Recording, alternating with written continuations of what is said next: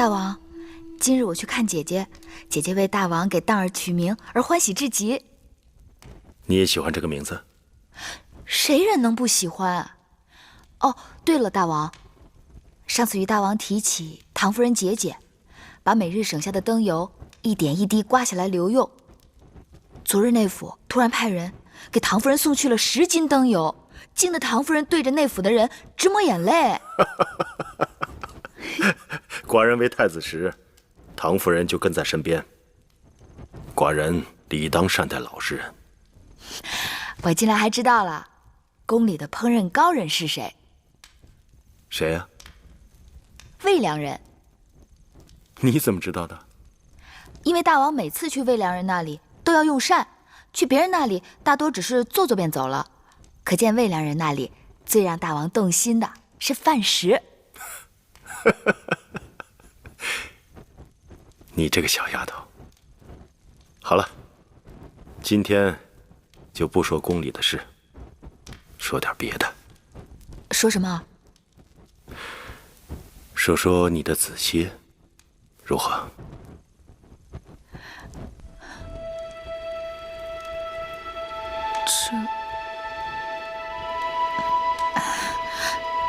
那只是些小儿女的故事，大王又不是邻家老伯，听起来只怕会无趣。那今日你就把寡人当成邻家老伯，如何？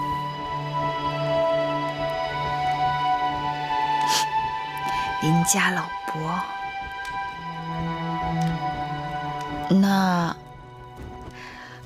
邻家老伯就猜猜，我与子歇是怎样相识的？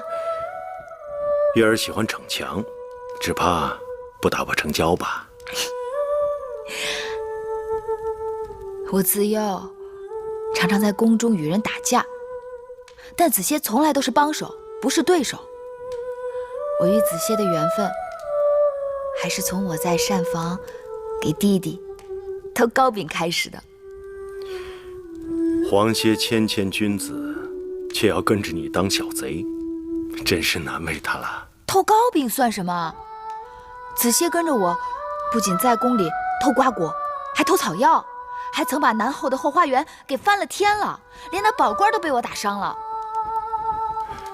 宝官是南后的侍从？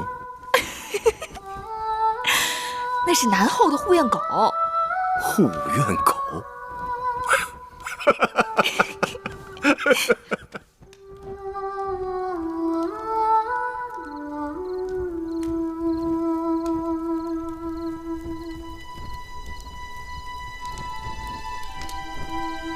想要征服列国，征土地，征服人心难，这是寡人的志向。芈月，你可愿意陪寡人完成这个抱负？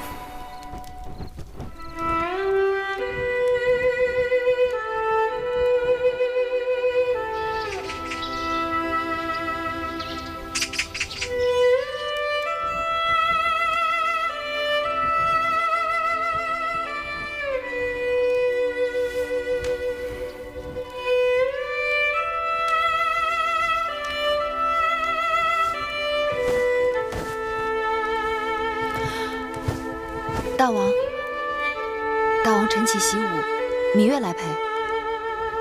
今日寡人免你早起。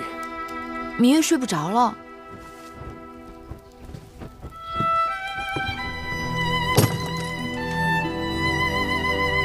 那就替寡人更衣吧。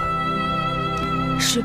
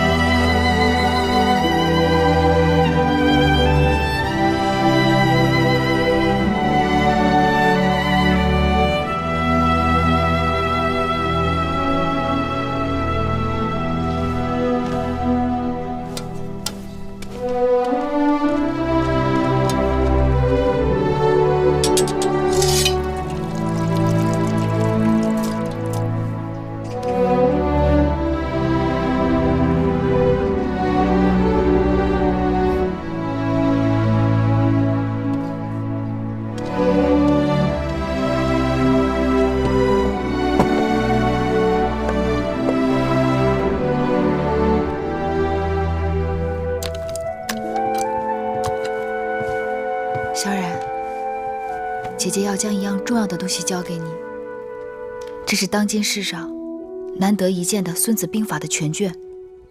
它既能教你领兵打仗，也能教你处事做人。战场龙血玄黄，有空多读一读，比带个先生在身边还有用。姐姐放心，做男儿铮铮铁骨，定不辱没姐姐对我的期望。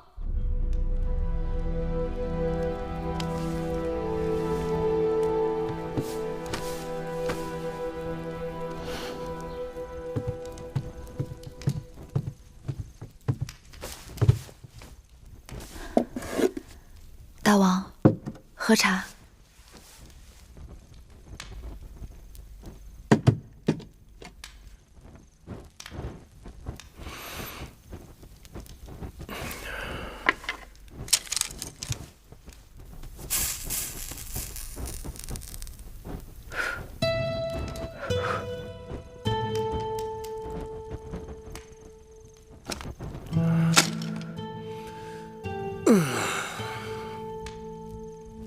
寡人累了，不看了，陪老伯说说话。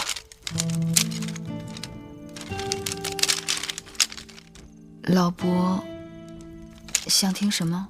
老伯还是想听听你的子歇。还说？每次都说他，都说了好多次了。老伯还没有听够，你就说够了吗？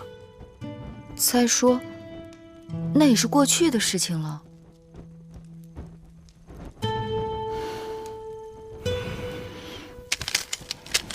知道吗？子歇曾答应我，说这辈子只要下雨，他便背着我走路。为何有此承诺呢？那年我生辰，魁姑给我做了双绣鞋。魁姑的女工是宫里1等1的好，那双鞋子真叫人爱不释手。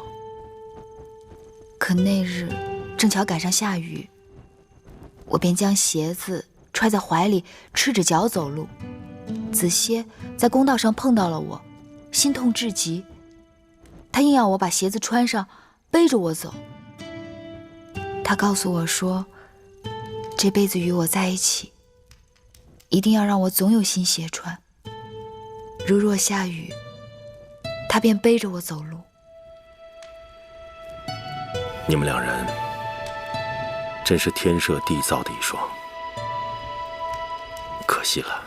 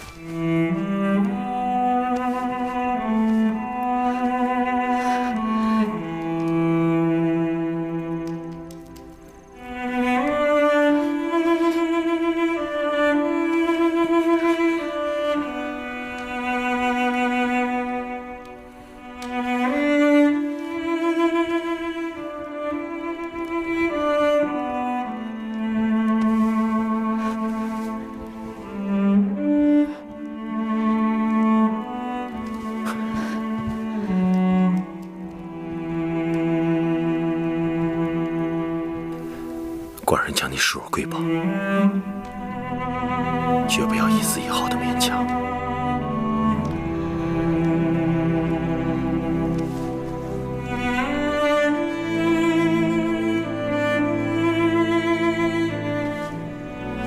睡吧。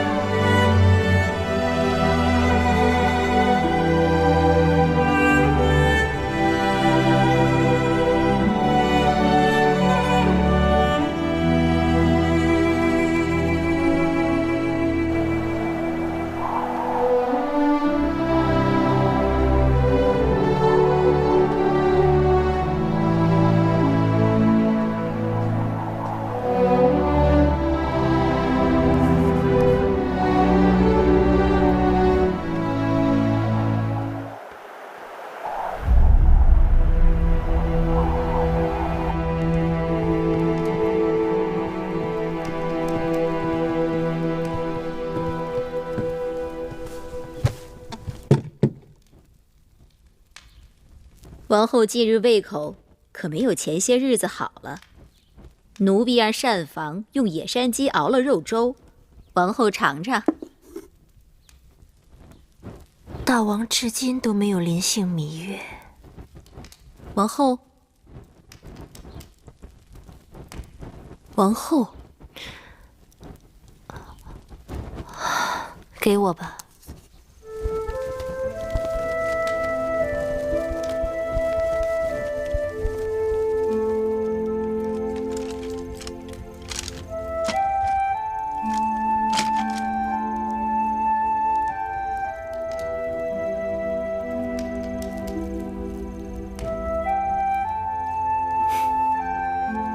小丫头，在动什么鬼心思？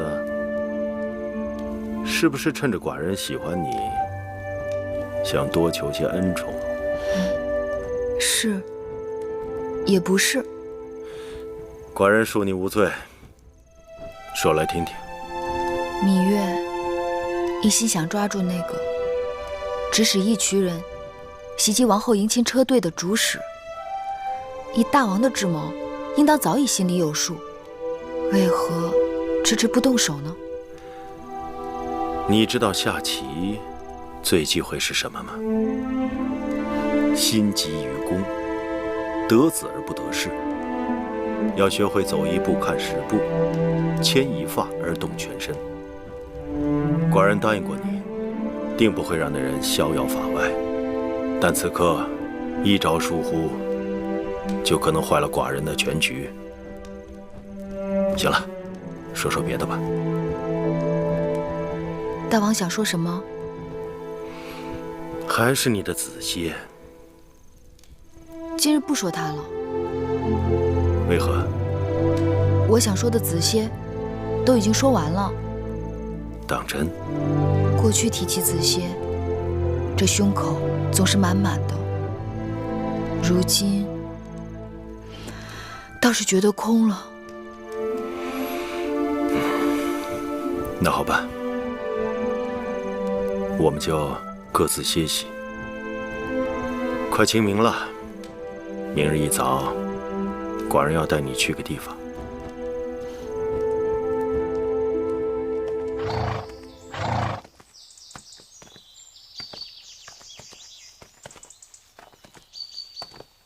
知道你在山崖边给黄公子建了土坟。前不久，寡人让木坚把坟迁到这儿来，也好方便你时时祭拜。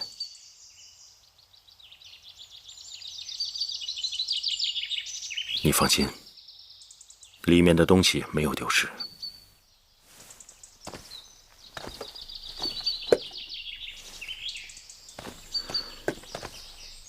当初，黄公子定把此物看作瑰宝，寡人也同样珍视。既然心木已建好，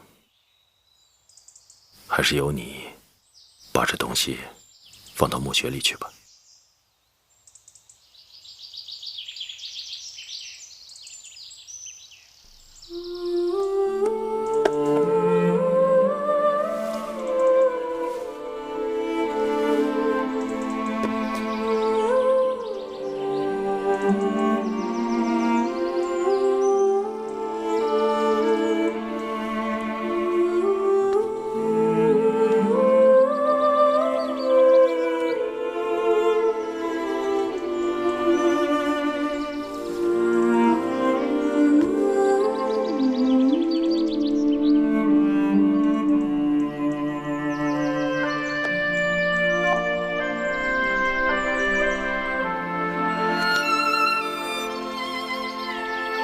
子歇，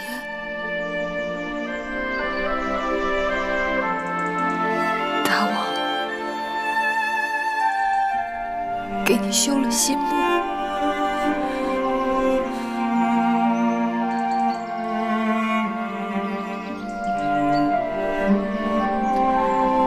以后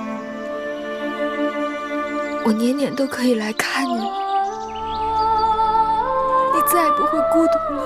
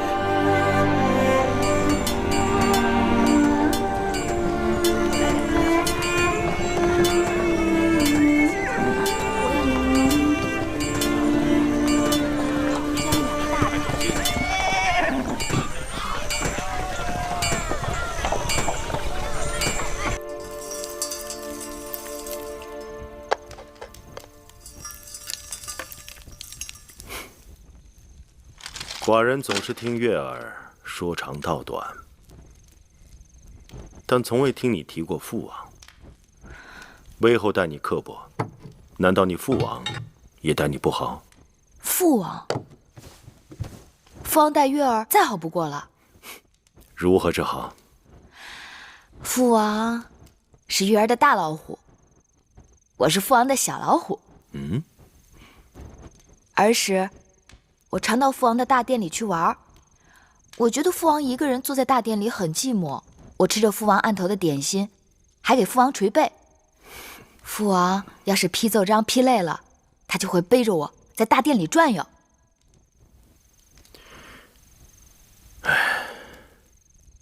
寡人看书简也看累了。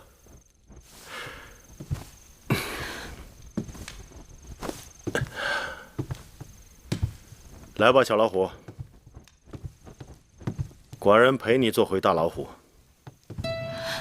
大老虎，你真的背我？君无戏言，来吧。小老虎，可是有点分量哦。嘿，不重，不重。大老虎的脑袋，我摸的；老虎的须子也摸得，老虎的鼻子也摸得，老虎的胡须，我也摸的。做小老虎真的有那么好吗？那是，做小老虎自然好。小老虎比大老虎还威风呢。那大老虎要跑快一点啦。还要不要快一点？大老虎快跑！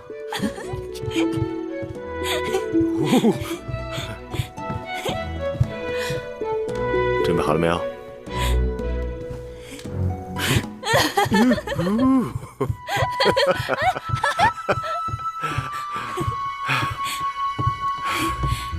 下来吧，小老虎。大老虎背不动了，给寡人铺床更衣吧。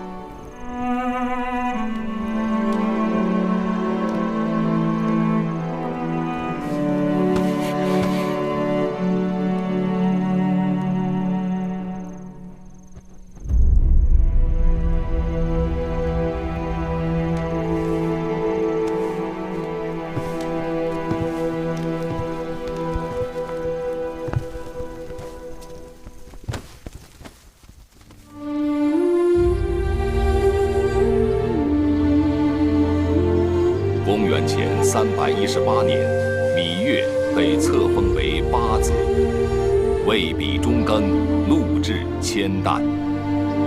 从此，芈八子成为他一生的名字。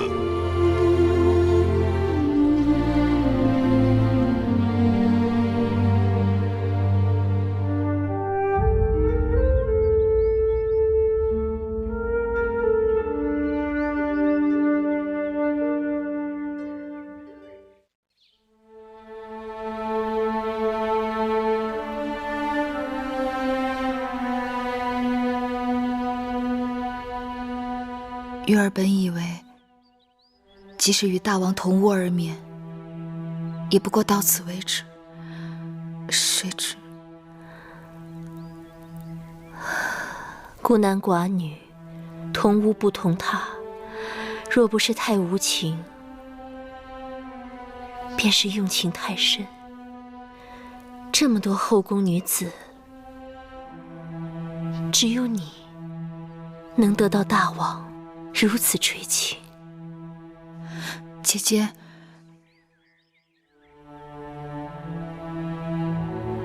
姐姐不会因此责怪芈月吧？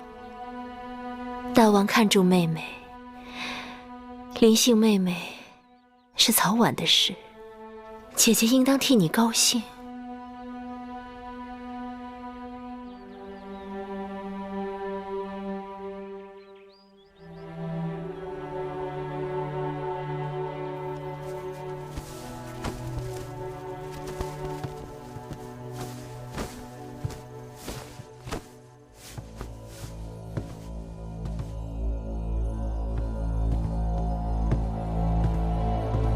王后，可以歇息了。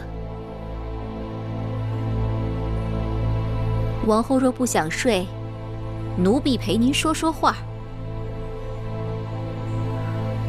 姑姑先去睡吧。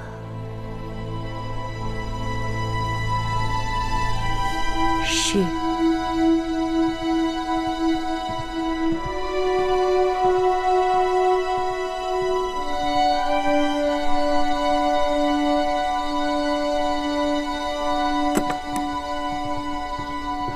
姐姐，我和樊长史都生了儿子，大王开恩，上个月才刚刚给我们继承了一个长史的分位，却比一个承宠没几天的人还低了2阶。自打我进宫起，也没见过大王如此专宠过一个人。先王后与大王也算是恩爱，可是大王对他也就是相敬如宾罢了。这么不起眼的一个小丫头，竟然狐媚了大王的心。王后生了儿子多少天了？快2个月了吧。王后生了嫡子，大王去交房殿去了几次？听永巷的人说，也就4、5次吧。3次用膳，还有1次是路过那儿，顺便进去坐了坐。王后生了儿子，应该是大王的心头肉。眼下正是需要人怜爱的时候，大王若是乱了分寸，惹恼的不该是你。等着有些人心里长牙吧，用得着你我着急吗？我倒是希望大王对芈月再专宠一些，这样才合了我的心意呢。姐姐说的对呀，妹妹怎么没想到这一点呢？这香焚到现在才觉出好来，要有点耐心。八子，大公主，我来马厩多次，总巴望着能碰上你，可次次落空。今日大约日头打西边起的，你可终于露面了。这些日子我心里面正想着你，只是不得功夫去你宫里看你。算了吧，宫里人都知道父王对你宠爱有加，日日传旨要你侍寝，你心里哪还有我梦莹？别人说我也就罢了，反正他们都是与我不相干的人。若大公主你也如此说我，还让我怎么做人？好了好了，说来说去，反倒是我的不是了。说到底，上次我帮了你，你还没谢我呢。大恩不言谢，大公主受芈月一半。那我就受你这一拜。哎，怎么样？什么怎么样？我父王啊！你父王已经让司马错将军带我弟弟魏冉从军了。这个我早已知晓。除此之外就没别的啦。还有什么？你说呢？你父王当然很好。我要的就是你这句话。其实那次魏冉之事，我心里想，这大约就是缘分。我知道我父王心里定是有你的，可你心里有没有我父王，那就难说了。若不是因为魏夫人他们作怪，你大约也不肯低声下气去求人。你不去求我父王，又怎知你在我父王心中的分量？怎知我父王的好处？好啦，看你这嘴厉害的，我怕了你还不行？我这么帮你，反倒让你怕了。你若真想谢我，陪我去见个人，走吧。好。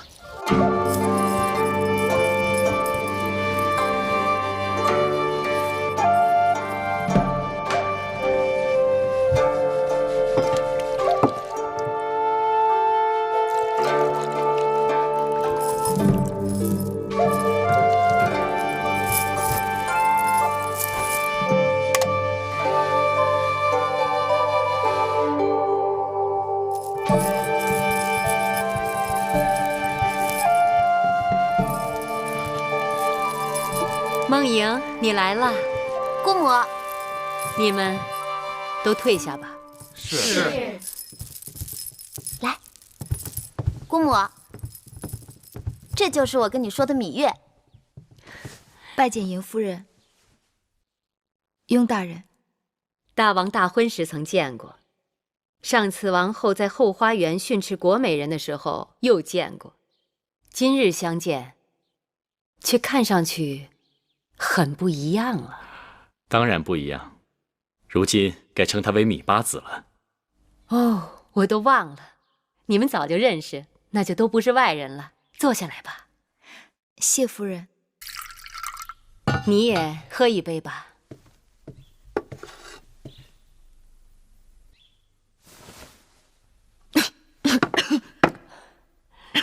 看来你还真不会饮酒。都说琴酒性烈，果不其然。这女儿家一定要学会饮酒，它是忘忧药，能陪你一辈子，不离不弃。芈月，你可见过天底下有比我姑母更潇洒的女子？都说大公主是迎夫人养大的，我看大公主和迎夫人真的比母女还要相像。夫人这里余音绕梁，但雍瑞府中还有杂物未料理妥当。既然夫人有他们二人陪伴，雍瑞暂且告辞。饮酒赏歌何等的雅事，你却用杂物二字来烦扰自己。也罢，你就去吧。夫人，告辞。梦莹，替我送送雍大人。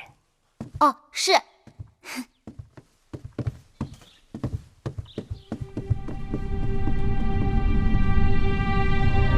好一个芈八子！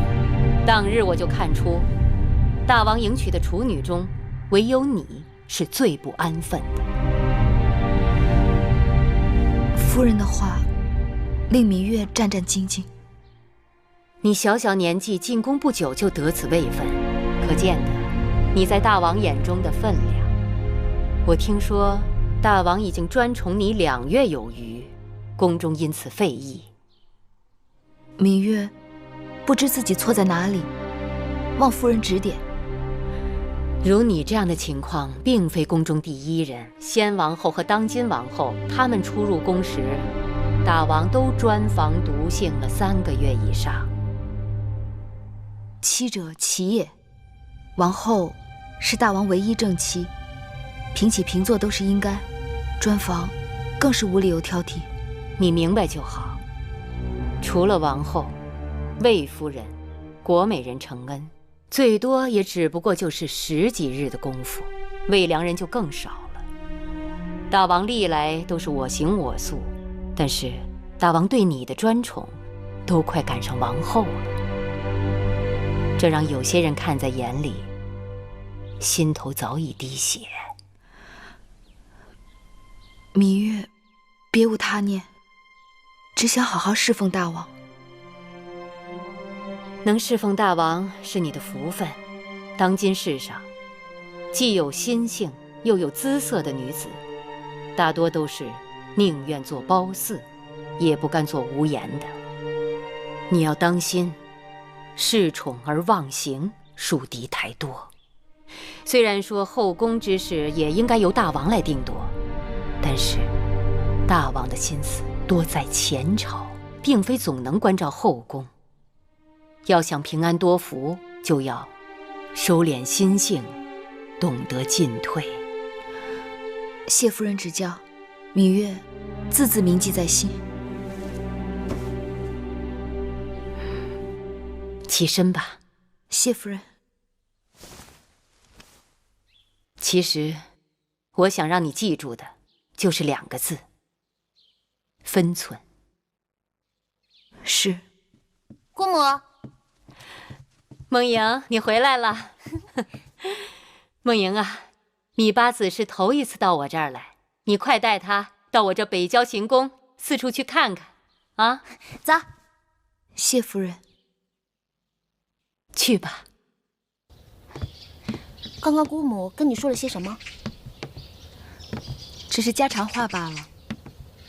邢夫人豪爽，心思如同男子，举手投足更有大丈夫之气。我就知道你们俩会很投缘。哎，雍大人怎么会在邢夫人这里？雍大人常常看望姑母，他们的情分也不是1日2日。能看得出他们彼此是体贴知己。姑母一生艰难，但很洒脱。我从小便想学做她那样的人。夫人，大姐来了。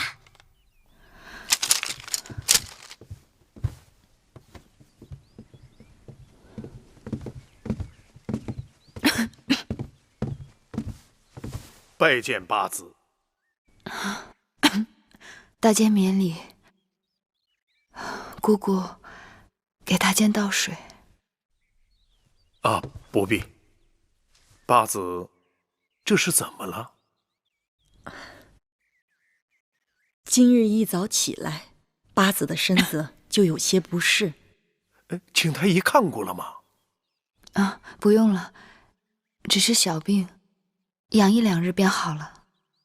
哎呀，这可坏了！大王今晚召八子侍寝呢。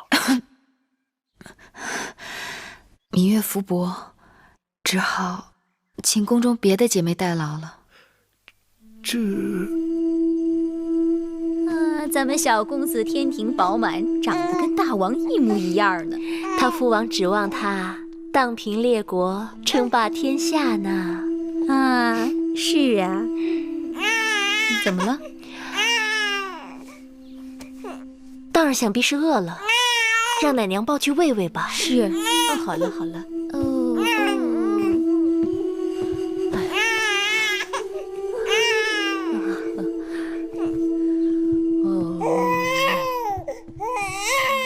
小公子都满2个月了，大王也没来用过几次晚膳。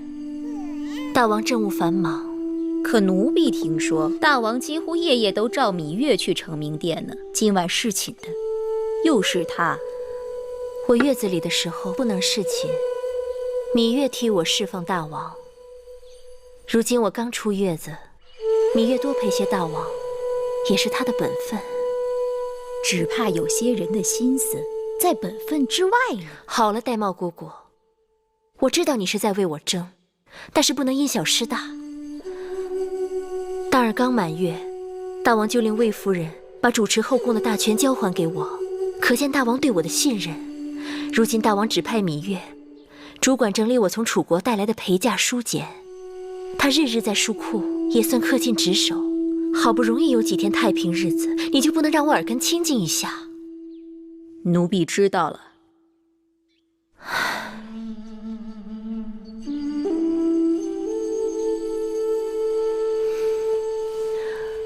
姑姑，其实母后把你指给了我，你的心就全在我这儿。入秦宫这1年多，你跟着我吃尽苦头，姑姑对我的好，我心里岂能无数？只是有些事情，姑姑还是少说话。我不是糊涂人，应当如何，我心里有数。王后这么说，奴婢心里就踏实了。拜见王后。何事？大王让小的来传话，说今晚到王后这边来用膳。王后您快准备准备吧。大王今晚要来？是。可是大王今晚不是召芈月侍寝吗？哦，八子病了。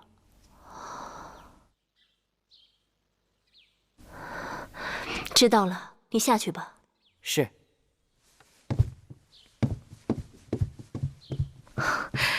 大王要来，晚膳让膳房好好打点一下。是，奴婢亲自去膳房，让他们备些鹿肉。鹿肉属纯阳之物，补脾益气，温肾壮阳，给大王吃最好不过了。奴婢去准备了。大王，这鹿肉是照楚国的方子炮制的，您看味道怎么样？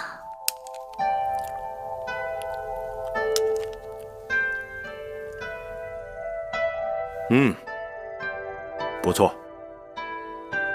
外面焦脆，里面鲜嫩，鲜美异常。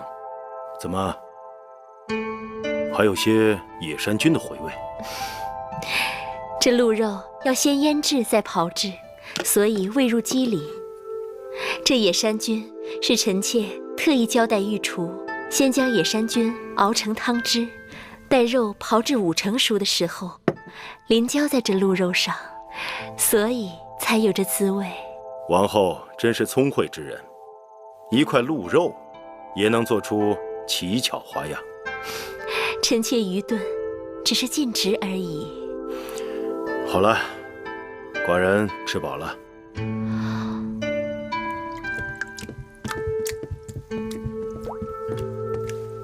大王，臣妾近日重新开始打理后宫事务，好久不接手，都有些生疏了。再加上当儿才刚满月，臣妾想，要不让芈月帮臣妾料理几日？芈月的确聪明能干，不过眼下芈月正带人整理王后带来的陪嫁书简，哪里还有空闲？再说，后宫事宜均是王后分内，不行，让孟昭氏帮你吧。那就照大王的意思办。好了，不早了。大王今晚……芈月病了，寡人要去看看她，之后回承明殿打理政务。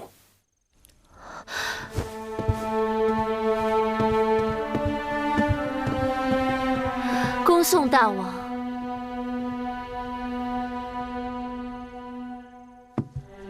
王后，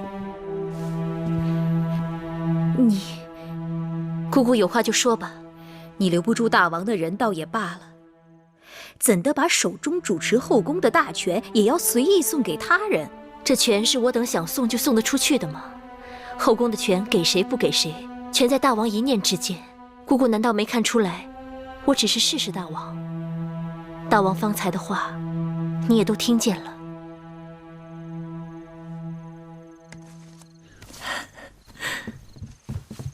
夫人、姑姑，你们快看，好看吗？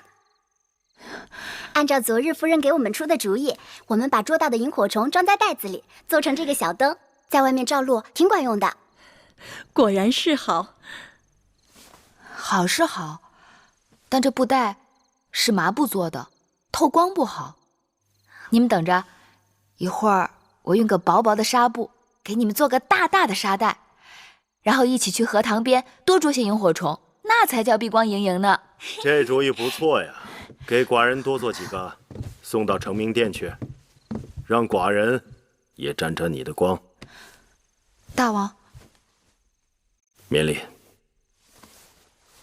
大王，怎么有空来了？寡人听说你身子不适，特意来看看你。看你又能捉萤火虫，又能做沙袋，看来不是身子不适。香儿、慧儿，还不快去，将新煎好的金银花水给大王端上来。是。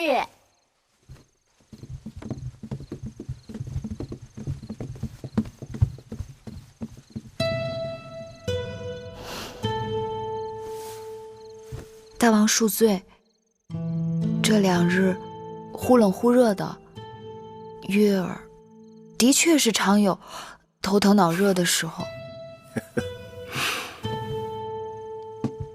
你这点小把戏，哄得了别人，哄不了我。说实话，你是厌烦寡人，还是厌烦寡人的成名店了？大王待月儿好的不能再好了，我哪敢说厌烦2字？只是宫中的姐妹甚多，大王也该分些恩惠给她们。你呀，你一向率真，这话不像是芈月的话。谁教你的？啊？无人教我。前不久，你随孟莹去见过莹夫人，定是她的主意。哎，我这个姐姐样样都好，就是爱多管闲事。燕王派使节来提亲，你等如何见解？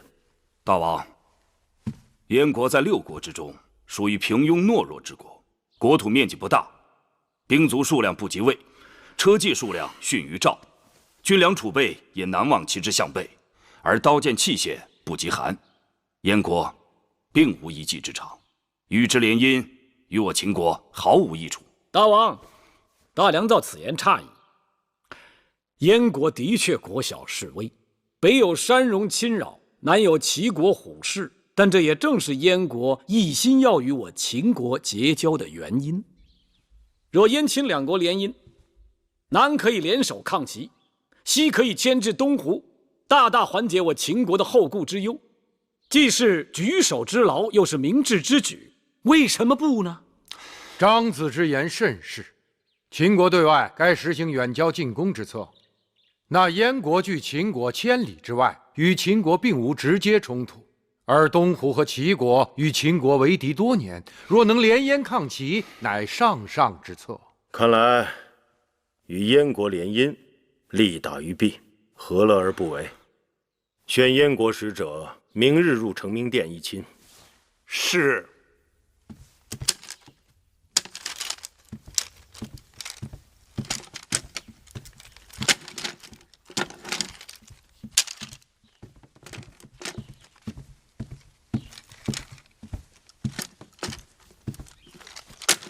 你听说没有？燕国派人来求亲了。向谁求亲呢？那还有谁呀？当然是我们秦国的大公主啊！咱们大公主那么好，谁能配得上她呀？你笨不笨呢？再好的姑娘，那也得嫁人呢。希望燕国不是太远。这燕国啊，是离我们秦国最远的国家了。冬天下很大的雪，那儿的人呐，鼻子和耳朵都被冻掉了。这大王为什么要把大公主嫁到那么吓人的地方去？脖颈子痒了。姐姐，今日我到公孙衍的府上去过了，可大良造仍然不肯把符节还给咱们。我问他，若是大王追查起来怎么办？他竟然说，那就告诉大王，说符节在给母国送节礼的路上让强盗抢了去，然后就硬是把我给打发回来了。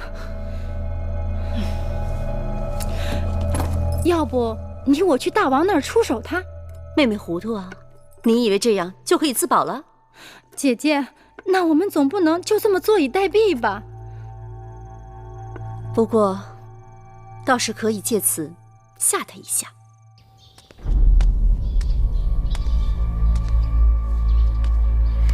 这个女人简直是丧心病狂！先生息怒，魏夫人会不会因为情形不对出卖先生？暂时还不至于。即便他在符节之事上能够洗白自己，无关谋杀王后，也是掉脑袋的大罪。但眼下一群人故意为难人，他们只要粮食，不要钱财珠宝，还说拖的时间长了，要把500车粮食变成800车。什么？800车？简直是岂有此理！先生，我们应该怎么办？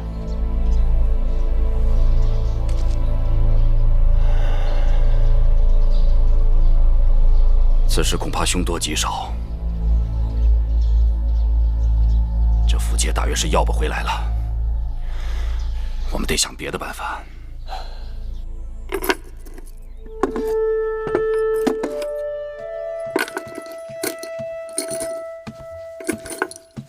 月儿，你这是在找什么呢？上次王后送了我一套紫玉鎏金的首饰，怎么找不到了？你找她干嘛呀？听说燕国来了使者，给梦莹提亲，梦莹待我十分真心，我也该准备一些贵重的礼物送给她，也算是我的一片心意。那套首饰太贵重，我怕香儿他们粗手大脚的给弄丢了，就特别给收了起来。你要，我去给你拿。哎，那也不急，我还想亲手给梦莹绣一套嫁衣，当然，这事定离不开姑姑的帮忙。你呀，还是忙你那些书简吧。嫁衣的事儿用不着你亲自动手，样子我和你一起商量就是。姑姑，你看，这个金锁片十分精致。那麒麟做的跟活的似的，的确是好。姐姐的当儿已经快100日了，我想把这个送给当儿。麒麟为人宠，象征吉祥，王后定会感念你有心的。当儿，当儿，姐姐你看这金锁片可好？当儿，当然好。前日大王赐给当儿一个金锁片，按理说也是1等1的，还抵不过你这个精细雅致。大王定是想把好东西留着慢慢赐给小公子，渐渐比过去越来越好，要不哪会有惊喜？当儿，来，我抱抱。哎呀，小公子好重，哪像100日，倒像是周岁的孩子。当儿，能吃能睡，格外调皮。这才快100日，奶娘都快弄不住他了。我们小公子是大王最宠爱的嫡子，哪能跟一般孩儿相比呀？奶娘，公子怕是饿了，抱下去喂喂。是。来。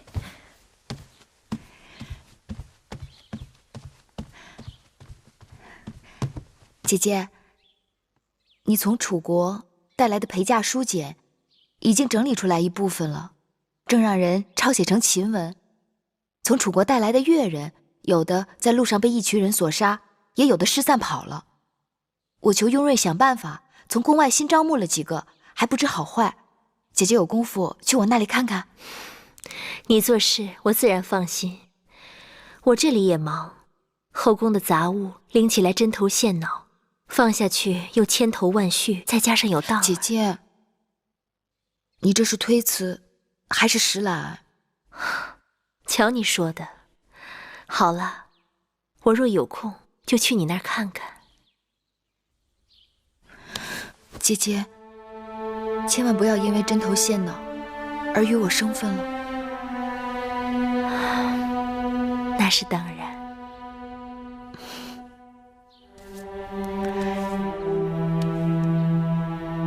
那妹妹先告辞了。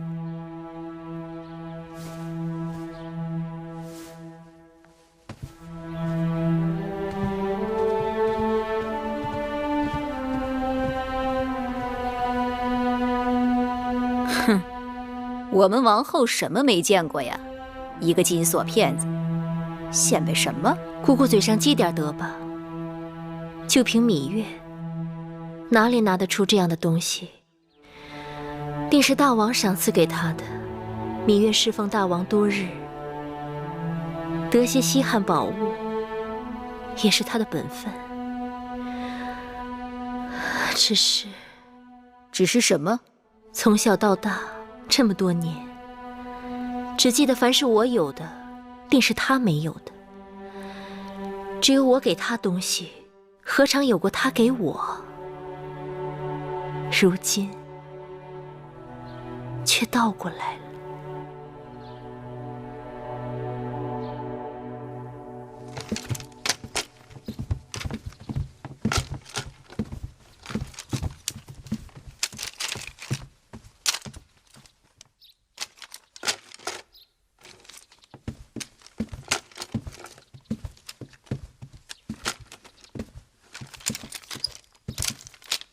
芈月妹妹，姐姐，你什么时候来的呀？也不让工人通报一声。我只是正好撞上，看你忙，想着还是不要打扰，省得你分心。什么分心？都说魏良人的学问是后宫里最好的，你来了正好给我帮把手。妹妹可知燕国来向大公主求亲了？我听说了。都知你与大公主要好，却看不出你对她担心呢。为何要担心？大公主的脾气向来我行我素，这桩婚事只怕她要闹一闹了。那燕国太子我也听说过，也算是人中龙凤。怎么，大公主不中意呀？谁告诉你是燕国太子？明明是燕王。不可能，那燕王已经50多岁了。宫里都知道了，只是前一阵子故意瞒着大公主一人。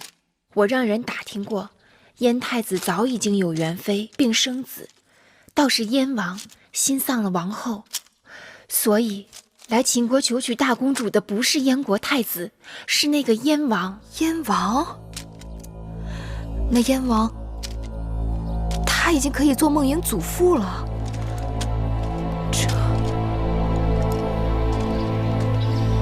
唉，昨日受了风，腰酸背痛的。这王后有什么事儿，让下面人传个话便是了，还让我们这一遍一遍的跑腿儿。姐姐就别抱怨了，王后对咱们姐妹还是挺关照的。你想啊，自王后坐月子起，交房店就传话，不用日日去问安，免得大家辛苦。其实我们也偷了好一阵子懒呢。就光卖这点好，就把妹妹降服了。说什么降服不降服的？姐姐，今日召我们去，必定是和大公主的婚事有关。大公主年幼丧母，又最得大王的欢心，她的婚事，咱们好歹得应付。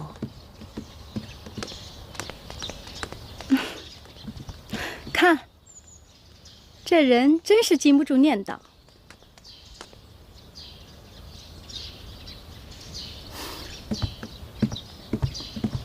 魏长史、樊长史，大公主，给大公主道喜了。魏长史，有话便说，不必客套。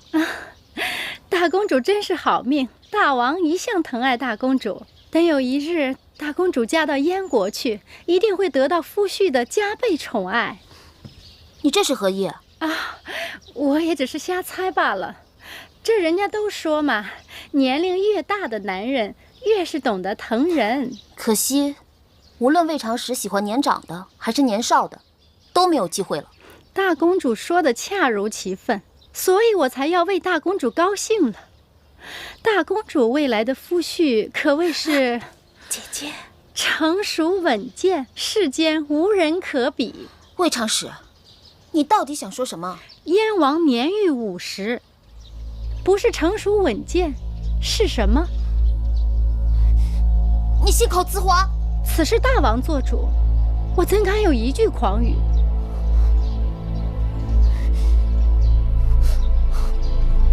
大公主慢走。姐姐，大公主一向都心高气傲，你何苦说这些话来伤她？哼，我伤着谁了？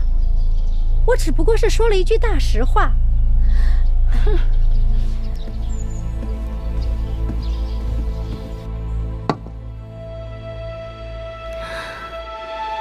大王打算把大公主许配给燕国国君，秦燕两国联姻，如鼓琴瑟，同德同心，有益于我大秦安危繁荣。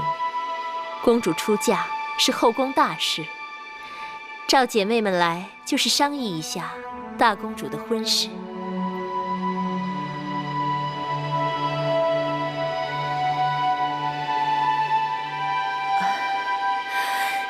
大公主的婚事由大王做主，王后亲自操办，自然再好不过了。只是那燕王，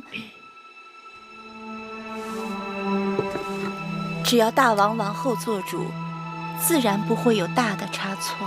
也是，燕国国君城堵忠厚，大公主年轻貌美，这桩姻缘说起来倒也般配。姐姐所言甚是。大公主聪慧贤德，嫁到燕国必会得到燕王的专房独幸，秦燕联姻，珠联璧合，真是两国之大幸。夫妻相处，讲究的是琴瑟和鸣，白头相守。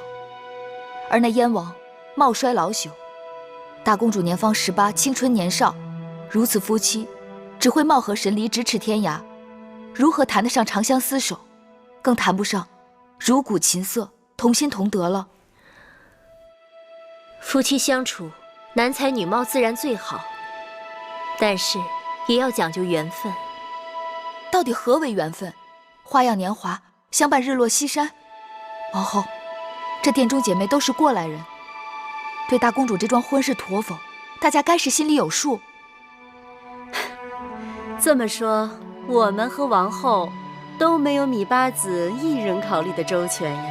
魏夫人用不着夹枪带棒的，王后明白我是什么意思。月儿在我这里向来有什么说什么，不像有些人总是口不对心。我不嫁！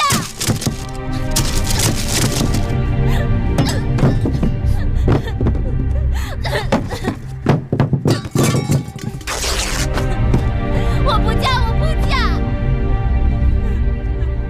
我不嫁！大公主，芈月，你知道吗？那个燕王不光岁数大，他还有残疾，腿不好。大王还没有下旨，事情也许还有回转的余地。我去过宣誓殿了，他对我避而不见，他一定是心里有愧于我。过去他对我的疼爱全都是假的。我不信。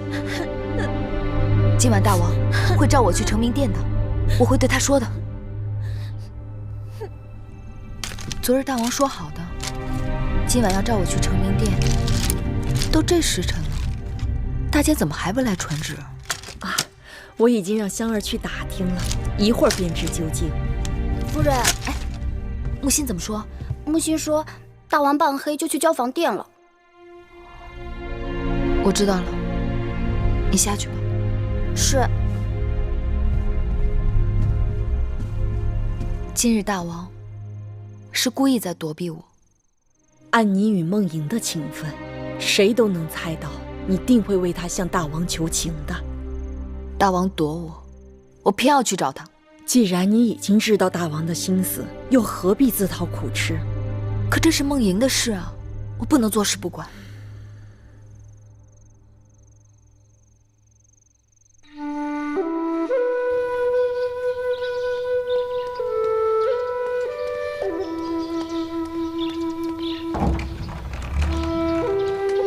大姐，八子，回去吧。大王正在殿内议事，不能见你。还请大监行个方便。你若能进得去，我怎会拦你？我可以等。大王此刻不想见你，过会儿也不会见你。我真的有要事，必须要见大王。哎，八子，大监，使不得。大王，大王。寡人听说你一直忙于整理王后从楚国带来的陪嫁书简，今日怎这样得闲？望大王恕罪，为大公主的婚事，芈月是不得已而为之。大公主的婚事已交由王后操办，用不着你越俎代庖。芈月不敢僭越，但大公主的这桩婚事，的确是不妥。妥与不妥，前朝有重臣权衡，后宫有王后把握，你还是回书库去吧。大公主的终身福祉，只在大王的一念之间。去承明殿。是。大王。荡儿，笑一个，呦呦，荡儿，抓抓啊！哦，给娘亲笑一个，她抓住了。姐姐，妹妹来了。这孩子今日特别淘气，总是喜欢捉弄人。你给他什么东西，他都扔在地上，等你去拾。你若不拾，他便哭闹不止。小孩子都这样。哪里一样？上个月樊长史的孩儿公子通满周岁，那公子通比荡儿就大7个月，却是异常安静的孩儿。我看他身子瘦弱，怕是樊长史上次滚下台阶，害得他先天不足。哎，那次你怎么没去啊？樊长史说他也差人请了你。姐姐，妹妹来姐姐这里是有件事情想要求你。姑姑，带荡儿下去吧。是。抱下去吧。是。别以为我愚笨，你一走进交房殿，我就猜出了你的来意。母监不肯为我传话，大王不肯听我陈情。大公主这几日水米不进，我怕她有空，我自会去看望大公主的。姐姐能去看她，那是再好不过了。但姐姐毕竟是她的母后，总不能放手让她跳入火坑吧？梦莹的婚事由大王一人做主，梦莹违背父命，已经让大王恼火得很。我若再去劝说，只能是火上浇油。可这事怎么能了呢？走到哪儿，了到哪儿吧。姐姐有了荡儿，比我更知晓，凡事要为儿女的前程打算。列国自有年貌相当的诸侯和太子，大公主为什么偏偏要嫁给燕王那个老朽？那个燕王还是个瘸子。若是轮到你我，也是打死不嫁的。上次召集后宫嫔妃，商议梦莹出嫁之事，你当众顶撞我，我不与你计较，是因为我知道你是性情中人，但大王的脾气，你也是知道的，只怕比你还执拗。我已经有了上次的教训，凡是大王拿定主意的事，硬要去碰，只有突破血流。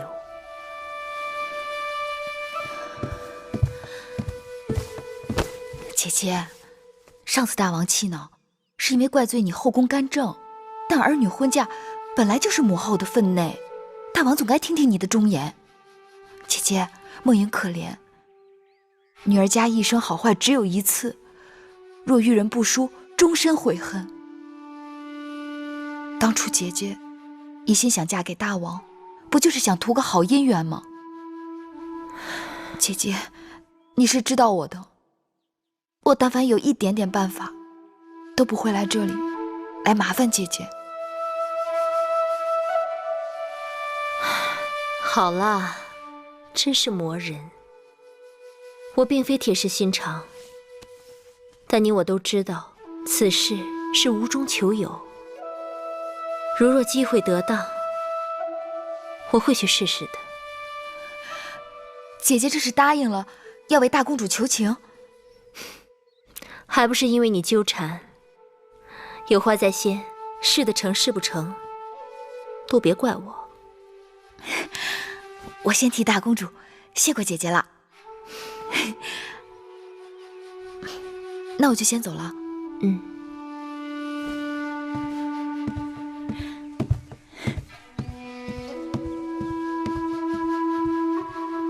王后明知大王的心性，为何还要卖给芈月这个面子？你也知道，入秦宫这么久，芈月只为他弟弟来求过我，还被你给拦了。芈月是打断骨头也不喊疼的人，从来不愿欠任何人的人情。况且，这次还是为了别人的事，我若有机会让他觉得欠了我的，有何不好？